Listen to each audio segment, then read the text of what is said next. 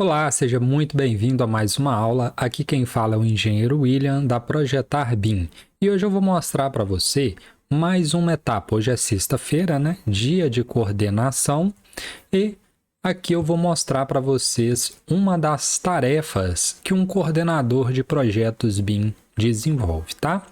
É muito importante que você saiba também que um coordenador BIM o que ele desenvolve, né? O que ele faz, porque tem muita gente que confunde aí o que é um especialista BIM, um coordenador BIM, o que é um BIM Manager, né? E não consegue diferenciar. O fato é que existe, né, várias formas de falar a mesma coisa, né? Cada empresa acaba adotando, mas a gente tem sim um padrão a ser seguido, né?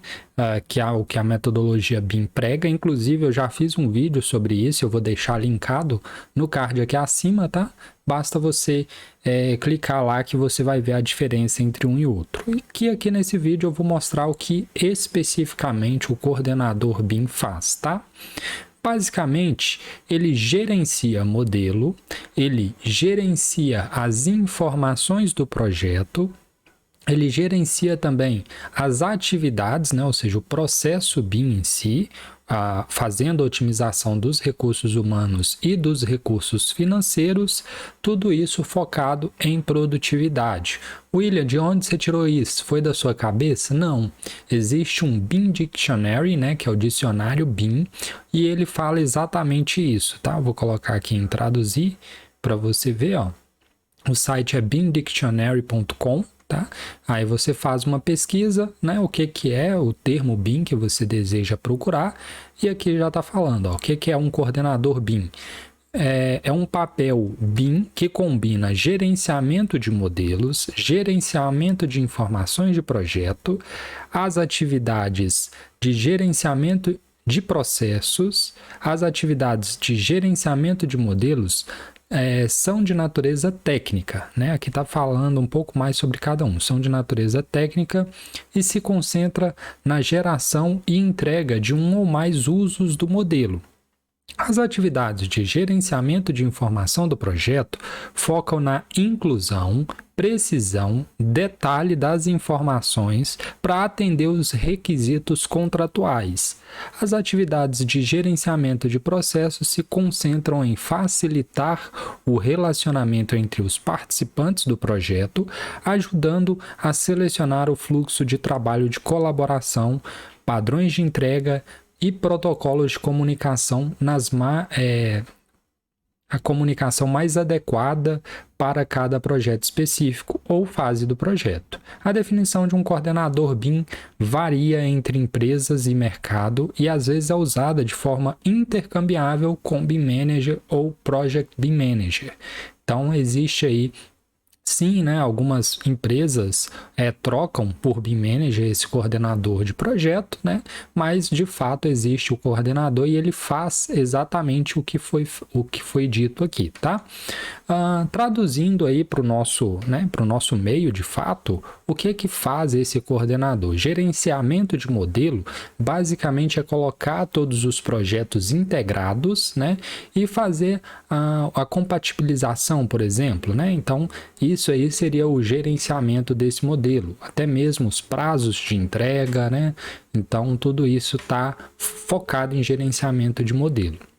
Gerenciamento das informações, que a gente sabe que o BIM, né, tem o B do building, do modelo 3D, mas também tem o I da informação. Sem o I da informação não adianta. E por ele não ser visível, né, pela essa informação não ser visível, acaba passando batido por muitas empresas, né, acaba dando descrédito. E o que acontece quando essas informações não são devidamente preenchidas? Dá problema quando você for gerar o orçamento, por exemplo, quando você for criar um planejamento também. Então, todas essas coisas, quando não são inseridas devidamente as informações no modelo, pode sim acarretar problemas futuros nos demais usos BIM, beleza? Atividades no gerenciamento do processo, né, que inclusive é isso que a gente vai abordar na aula de hoje. Eu vou mostrar aqui na prática como gerenciar essas atividades, tá? Inclusive, colocando como exemplo um projeto que a gente pegou aqui, que nós estamos desenvolvendo, inclusive, tá? E também o foco em produtividade. Então, tudo isso é o que o BIM, o coordenador BIM desenvolve aí no processo, tá? Beleza, vamos gerenciar então essas atividades na prática. Eu criei aqui um passo a passo de forma que você consiga replicar para o seu projeto também, tá bom?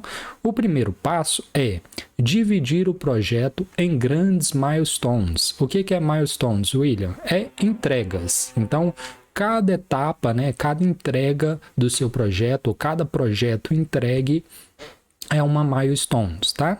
Beleza. Sabendo disso, né, dividindo todas essas entregas, eu vou mostrar para você o que a gente fez em um dos nossos projetos, que foi um condomínio de alvenaria estrutural. Basicamente, a gente separou, né, são 2 torres esse condomínio, sendo que não era desenvolvida as 2 torres, e sim apenas uma, porque a outra era exatamente a primeira espelhada, tá? Então, só precisou desenvolver uma, sendo que essas torres, essa torre, né, eu ainda subdividi ela para ficar mais fácil gerenciar também, mais fácil de repassar as informações. Eu subdividi ela em pavimentos. Poderia criar ela de uma vez só? Poderia. Porém, como é alvenaria estrutural e a quantidade de elementos são muitas, fez-se necessário subdividir, tá? Então, térreo, tipo, quarto pavimento e platibanda, que são os pavimentos que são diferentes, né? O tipo, que é o segundo e terceiro, são iguais, logo eu não preciso desenvolver os dois. Eu só desenvolvo um e o outro é exatamente a réplica dele, tá? Teve também o salão de festas, que foi uma entrega diferente, portaria, outra entrega, GLP, piscina, churrasqueira e muro de arrimo, tá? Então, essas foram as entregas, as milestones, né, do projeto, e aí a gente criou uma pasta no nosso computador para cada um desses projetos e colocou lá dentro, né, desses projetos os arquivos correspondentes a eles, tá? Então, observe aqui que a gente também tem as referências IFC, porque a gente não desenvolve o projeto sozinho, né? Tem outras disciplinas e é necessário que a gente coloque essas referências para servir como base aí para o nosso desenvolvimento, tá bom? Para esse caso de alvenaria estrutural, a arquitetura é fundamental, né? Você pode até começar desenvolvendo sem ter as outras disciplinas complementares, né? Para que lá no final, quando elas já estejam prontas, você só faça lá a correção dos pontos, né? Onde vai ter, por exemplo, tubulação passando, que você remova os blocos ali. Então, tudo isso, né, entra muito na parte prática em si, mas é a parte prática que deve ser pensada ainda na fase de planejamento do escopo, da coordenação do projeto, tá? Por isso que é importante, sim, para você ser um coordenador BIM, você entender do processo BIM, né? Porque o coordenador de projeto em si, ele não iria ter essa precisão em saber como separar, né? Como dividir aí as categorias, dividir o projeto a fim de melhorar e otimizar esse processo, tá? Então, beleza? Esse é o primeiro passo. Qual que é o segundo passo, William? Dimensionar o prazo com tarefas, né? Muitas das vezes o cliente tem um prazo e um prazo curto para desenvolver todos aqueles projetos, todos aqueles processos, né? E esse processo, basicamente, o que vai definir a quantidade de pessoas e tudo mais é justamente o prazo que o cliente te dá, né? Então, você precisa colocar o prazo, por exemplo, né? Nesse nosso exemplo, nós tivemos um prazo para modelagem, né? Então, a gente tinha uma primeira entrega, que é a modelagem de todos os projetos. Começando, inclusive, né? E não é todos aleatoriamente, não. Primeiro a gente entregava o muro de arrimo, depois a gente entregava os equipamentos e depois, por último, a gente entregava a torre, né, em si. E a mesma coisa para a documentação. Entregou a modelagem, uma semana depois já é a documentação daquele projeto. Outra semana a documentação daquela outra etapa, né, que foi os equipamentos, né? O que são os equipamentos, William? Os equipamentos são a modelagem desses elementos aqui, ó. Tudo que não for a torre em si são equipamentos, né? Salão de festa, portaria, GLP, piscina, churrasqueira e o muro de arrimo, tá? O muro de arrimo, no caso, foi o primeiro a ser entregue, depois os equipamentos, que são todos esses, e por último a torre. E o a mesma etapa, né, a mesma lógica seguiu na etapa de documentação, tá? Então foram duas grandes entregas, né?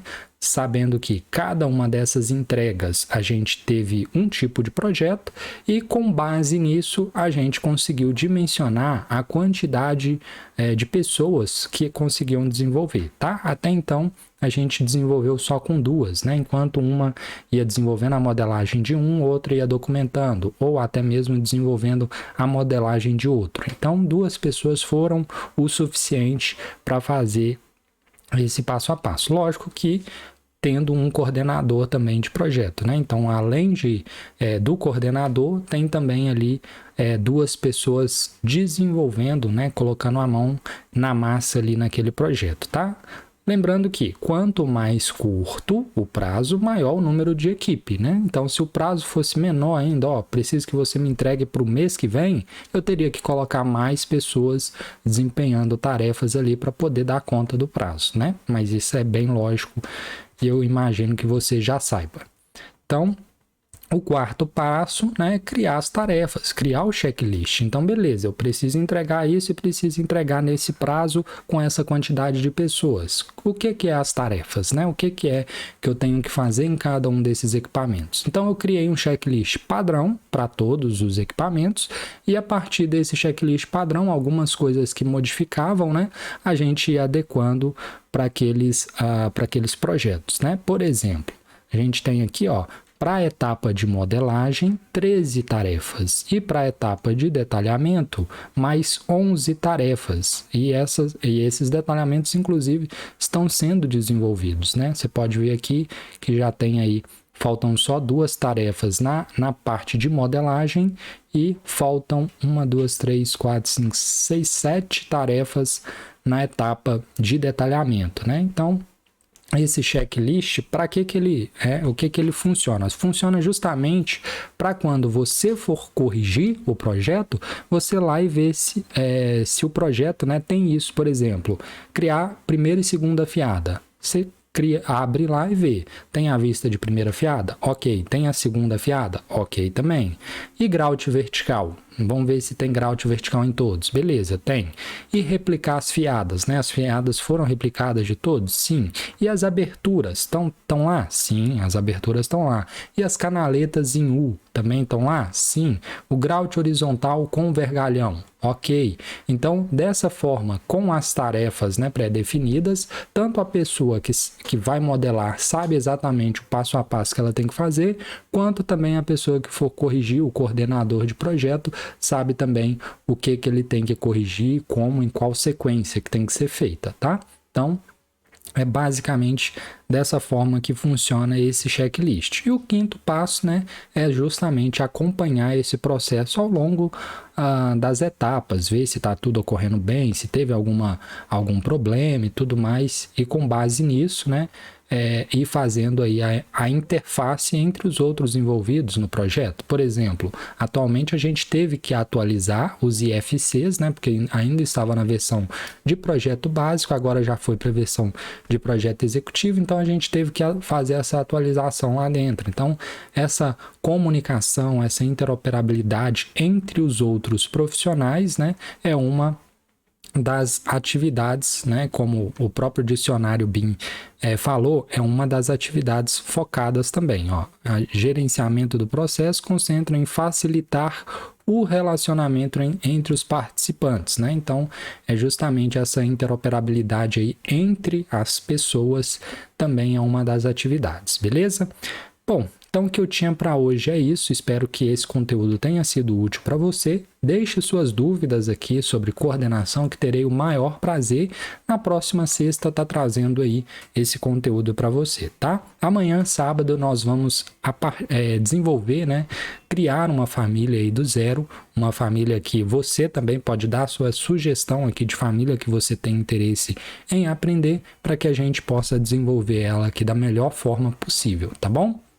No domingo a gente tem planejamento e orçamento 4D e na segunda a gente volta com o mesmo processo, tá? Sempre focando no desenvolvimento de projetos BIM em Revit, com informações para o planejamento 4D, orçamento 5D, tudo isso de forma colaborativa e coordenada, que é exatamente o que a metodologia BIM prega, tá bom?